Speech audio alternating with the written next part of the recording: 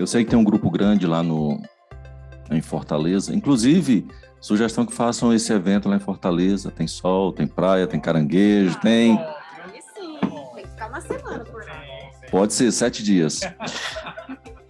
Então, em homenagem a esse pessoal que está lá, e assim, a gente, quando ocorreu a premiação, foi uma surpresa. A gente entendia, assim, a importância do trabalho que a gente fazia, mas a repercussão foi muito grande. Então, para esse grupinho que está lá, está vibrando com a minha presença aqui, que representa o Hospital Geral do Valdemar Alcântara, uma pequena poesia, com licença aqui a todos. É um autor lá não vou cantar, não se preocupem. Diz assim: eu venho das dunas brancas, onde eu queria ficar, deitando os olhos cansados, por onde a vida alcançar. Meu céu é pleno de paz, sem chaminés ou fumaça. Eu sou do luxo da aldeia, eu sou do Ceará. Cadê a Diná? Caríssimos, não vou roubar o tempo de vocês. O Hospital Geral Valdemar Alcântara, ele surgiu em 26 de dezembro de 2002, que eu tenho a honra de participar desde o começo. O Dr. Felipe falou uma coisa que eu achei muito importante na questão dos currículos.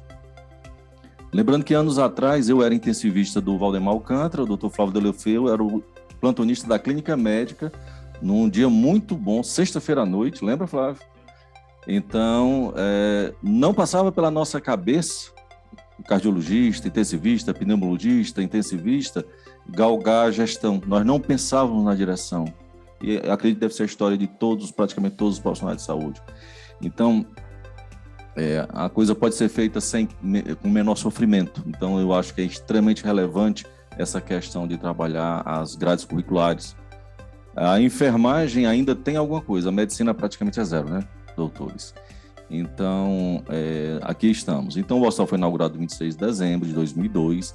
Já era, na época, uma proposta nova no Ceará, de um hospital gerido por uma organização social de saúde, para que pudesse já trabalhar essa questão da eficiência, um perfil de gestão diferente. E o doutor Maurício já falou muita coisa que eu vou aproveitar das dificuldades que ele falou, são as mesmas nossas. Mas só para entendimento do que é o Valdemar Alcântara, é um hospital com 359 leitos, nós temos 1.200 colaboradores diretos, cerca de 200 a 300 indiretos. Nós ainda temos um serviço de atendimento domiciliar, como tudo no hospital, tirando o diretor, é modelo. Nós temos 220 pacientes atendidos em casa, 50 em ventilação mecânica, 30 no eixo adulto, 30 adultos em casa, sob ventilação mecânica, e 20 crianças. Para ter uma ideia geral, nós temos 261 leitos no que vamos chamar do eixo adulto. São 153 leitos clínicos, é o maior da região, e com 3 salas cirúrgicas que dá suporte a esse grande hospital clínico, a ala pediátrica com 74 leitos e o eixo neonatal com 24 leitos. Nós não temos maternidade, mas por determinação da fonte pagadora, a gente tem essa UTI neonatal.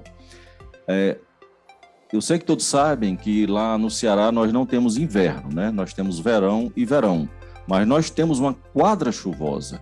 É bom vocês lembrarem disso quando forem viajar. Fevereiro, março, abril e maio, de 10 em 10 anos chovem lá. Agora tem chuva. E isso é uma coisa para nós muito ruim, porque impacta muito o perfil epidemiológico. Agora nós estamos assim com a superlotação, tanto do ponto de vista do eixo adulto, como do ponto de vista do eixo pediátrico. Então, a capacidade de mobilização do setor público para poder atender essa demanda extra é muito difícil. Nós, da OS, a gente tem uma mobilidade e a gente conseguiu, pela necessidade da rede, ano passado aumentar o eixo pediátrico, esse ano o eixo adulto, e isso em questão de dias. Isso é uma das grandes qualidades que nós encontramos, essa possibilidade de alterar o perfil do hospital mediante a necessidade da rede. Nós não temos emergência. é um hospital porta fechado, 100% regulado pela Central de Regulação do Estado. Gestão. Como fazer essa tradução do estratégico para o tático, para o operacional? Isso é um desafio que todos os diretores aqui não vão saber responder. As dúvidas serão sempre as mesmas e a grande questão é sempre a mesma. Comunicação. Como é que eu me comunico? Como é que eu traduzo para os meus gerentes, para os meus coordenadores? Como é que essa tradução é repassada para a assistência? O que nós temos em mente de maneira muito clara é que se a alta direção realmente não acreditar no que ela está fazendo, nos valores desse projeto estratégico, a coisa não vai funcionar. Tem que passar verdade na vida, no que se faz. Não vou falar aqui com ética, honestidade, porque isso aí é o básico, né? Então, nós estamos fazendo o que é correto, atendendo a essa rede de saúde. O Dr. Maurício falou dessa dificuldade que a gente teve no ano 2020, 2021, que foi aquela confusão do Covid. Lá no Valdemar Alcântara, a gente não tem receita. A gente vai alterando as coisas, conversando com a assistência, conversando com os coordenadores, com os gerentes e vendo o que é que a gente pode fazer. No ano 2022, nós trabalhamos o ano inteiro que nós chamávamos de assessorias. Todos os serviços, eles tinham um encontro mensal com o gerente do nosso NUGESP, que é o Núcleo de Gestão e Segurança do Paciente, com o diretor de área e, eventualmente, a minha presença, do diretor-geral. Nisso, a gente ia trabalhando a questão dos indicadores, o desdobramento do planejamento estratégico, a gente mais escutava e tentava orientar do que propriamente falava. A ideia era construir com. Em 2023, aí a gente passou para outra fase, que são a fase dos projetos. Cada serviço estudou, a gente conversou, treinamos, fizemos às terças-feiras à tarde treinamento sobre time de alta performance, novamente PDSA, com todos os gestores, para que eles pudessem entender qual era o seu problema, qual é o meu problema. Daí fazer o diagrama direcionador, isso a gente fazendo junto, e daí seus indicadores, e daí o projeto. O Valdemar Alcântara, ele nasceu em 2002, final de 2002, mas já veio, como eu falei anteriormente, com essa visão de fazer uma gestão diferente. Em 2005, nós já estávamos acreditados pela ONA, Organização Nacional de Acreditação, e a gente teve um upgrade em 2006, passamos para o nível 2, e este 2023 é o 6º ano como nível 3.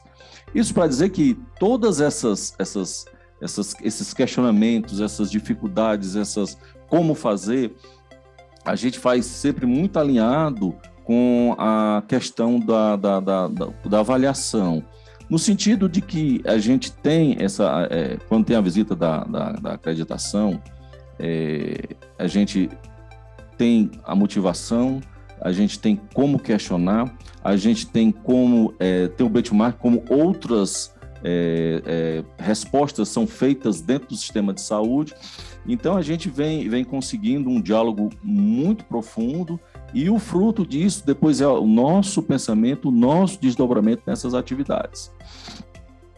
sepsis é o nosso gravíssimo problema, um hospital clínico, e a gente, na comissão de revisão de prontuário, a gente percebia que a causa imediata da morte da maior parte dos nossos pacientes era sepsis ou choque séptico. A gente veio ao longo dos anos com várias atividades, até que a gente fez uma consultoria com o Willas e uma série de atividades a gente construiu, a gente foi lá na ponta, foi escutar, ficha é assim, coloca desse jeito, quem deve abrir. A gente depois fez um treinamento com toda a equipe para aumentar a sensibilidade, porque a nossa questão era diminuir a letalidade e salvar vidas, era isso que era o nosso foco. Então, educação continuada, carta de feedback, parabenizando aqueles que estavam abrindo mais e treinando sempre os que estavam chegando, os residentes, aqueles profissionais mais recentes na instituição.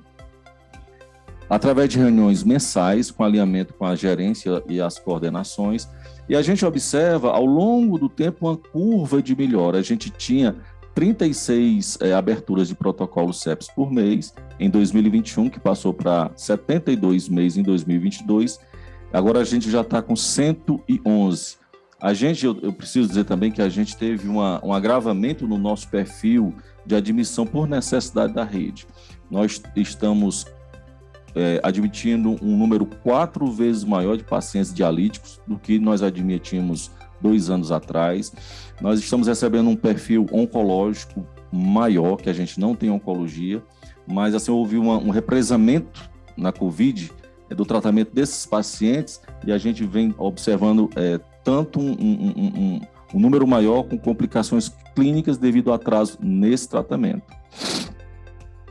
Nesse primeiro trimestre de 2023, a gente observa uma taxa de adesão a todos os itens do protocolo CEPS de 54%.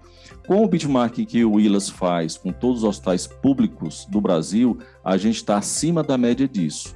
A letalidade, que era perto de 60%, caiu para 36%, e uma taxa de assertividade do uso do antimicrobiano está em torno de 80%.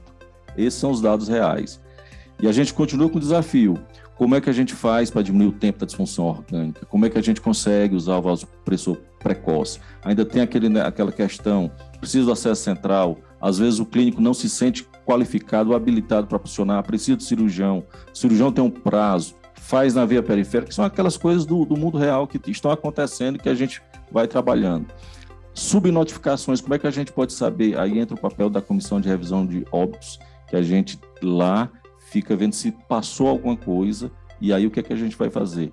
A implantação disso no pediátrico, nós somos intensivistas, eu não coloquei para não me alongar porque tem muitas questões, mas nós intensivistas a gente trabalha acesso, mas não, de maneira geral não preenche a ficha, porque está no cerne de fazer, mas a gente está trabalhando isso também. Eixo cirúrgico, né? Aqueles pacientes que entram com questões infecciosas, se teve alguma necessidade de drenagem, se foi feito a tempo. Então, são todos esses e outros, eu botei os mais relevantes que a gente vem trabalhando. Nós temos também o PGTA, que é o Programa de Gerenciamento de Terapia Antimicrobiana, que é um programa que eu considero estabilizado no hospital. A gente conseguiu com muita dificuldade, porque é um desafio nosso, não sei nos hospitais dos senhores, a questão da prescrição antimicrobiana, se ela é correta, se está sendo feito pela via de administração correta, pelo tempo oportuno, se está alinhado com a cultura, se é feito o escalonamento ou descalonamento. Então, fizemos um programa integrando o nosso time de infectologistas da CCH com os médicos assistentes, médicos diaristas, plantonistas, residentes e farmacêuticos clínicos. Aí fizemos todo um trabalho. Em 2022, esse programa já atende todo o hospital. Em 2022, os pacientes que puderam, tinham critérios de eleição para o PGTA foram 1.644 pacientes. A média de adesão feita das propostas foi de 98%. Esse custo minimizado de R$860 mil no ano, ele pode ser importante, pode não ser importante. Para nós, todo o valor bem utilizado é relevante. Lembrando aos doutores que eu estou falando de um hospital que está atendendo um perfil de nefropatia 4 vezes maior do que 2 anos atrás, com um perfil que 80% são idosos, com um perfil clínico mais complexo, quer dizer, a gente vem usando antimicrobianos de custo mais elevado. Ainda assim, a gente está conseguindo fazer um bom atendimento, minimizando esse custo, que a gente pode redirecionar esse valor para benefício de outros pacientes. Em março de 2023, nós já atendemos 158 pacientes. Da de abril ainda estão sendo compilados, eu voltei agora em 15 de maio, por isso que eu trouxe esse de março. É um gráficozinho da taxa de adesão às estratégias do PGTA. A gente observa assim, pequenas oscilações que vão ocorrendo de acordo com a mudança do perfil dos clínicos, mas de maneira geral a gente observa uma excelente adesão. Aí vem o custo direto minimizado mês a mês até chegar naquele valor que eu falei aos senhores. Então, assim, esses foram 2 exemplos que eu encontrei. A gente tem vários, porque assim, a gente divide o hospital muito enxuto. Nós temos um diretor geral, um diretor administrativo, um diretor de gestão do cuidado. Então, Todos os serviços têm essa subordinação e cada serviço, quer seja de apoio, quer seja da assistência, tem um projeto com seus indicadores próprios. A gente faz isso alinhado aos nossos indicadores do contrato de gestão e ao planejamento estratégico e fazendo da visita, da acreditação como uma consultoria para as nossas boas práticas. Então, de maneira geral, é isso. Eu queria agradecer a atenção de todos. Pessoal de Fortaleza, voltar a trabalhar. Se terminar aqui.